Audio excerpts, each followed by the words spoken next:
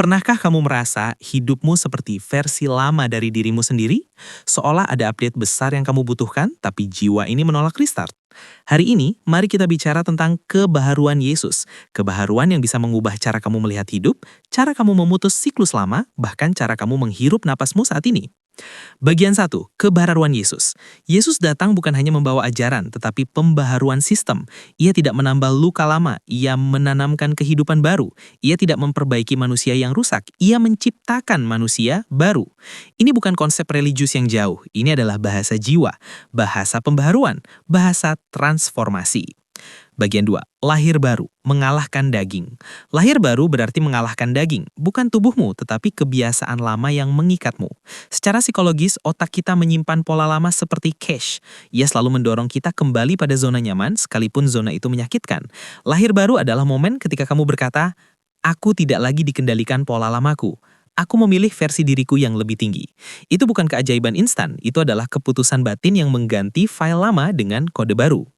Bagian 3, hidup baru, bertahan dalam kebaharuan. Banyak orang lahir baru tapi tidak hidup baru. Hidup baru adalah fase bertahan, seperti bibit yang baru tumbuh di tanah keras. Kamu jatuh, bangkit, jatuh lagi tapi tetap bertahan. Ini fase ketika pola baru dilatih menjadi kompetensi. Psikologi menyebutnya rewiring, otakmu membuat jalur baru dan setiap pilihan kecil adalah kabel yang menguat. Dalam fase ini, kebaharuan tidak lagi terasa ajaib, tapi menjadi ritme. Bagian 4, menyanyikan lagu baru. Ketika hidup baru bertahan cukup lama, kebaharuanmu mulai bernyanyi.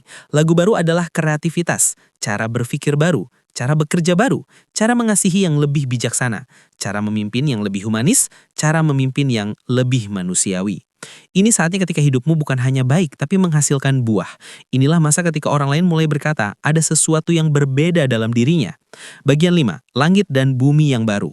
Dan ketika lagu baru itu dinyanyikan dari generasi ke generasi, budaya berubah, keluarga berubah, ekonomi berubah, keadilan berubah. Itulah yang disebut langit dan bumi yang baru, bukan realitas melayang di langit, tapi peradaban yang diperbaharui oleh orang-orang yang diperbaharui. Satu jiwa yang lahir baru bisa mengubah arah zaman. Bagian 6, ajakan. Kamu tidak perlu menjadi nabi besar untuk memulai kebaharuan, kamu hanya perlu jujur pada satu hal. Apa kebiasaan lamaku yang harus mati hari ini agar aku bisa hidup baru besok? Karena kebaharuan Yesus bukan cerita kuno, itu adalah undangan pribadi. Undangan untuk hidup yang lebih luas, lebih dalam, lebih baik. Kalau kamu siap, mari kita mulai perjalanan kebaharuan ini. Bukan besok, sekarang.